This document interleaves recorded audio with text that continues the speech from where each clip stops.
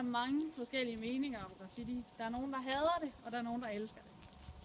Men lige meget hvordan vi har det med det, så er det faktisk et fænomen, som der har været i rigtig, rigtig mange år. Man kan kende det helt fra før Kristi fødsel, hvor det var meget politiske meninger, der blev skrevet med en pensel. Nu til dags er det dog med en spraymaling, og det er meget typiske forskellige tags, meninger om samfundet eller en eller anden form for kunst i stedet for. Graffitien den kom til Danmark i midten af 80'erne som en del af hele hip-hop-kulturen i USA.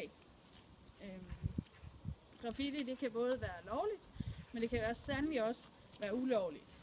Det kommer meget an på, om man har fået en tilladelse til at lave graffiti der, hvor man gør det.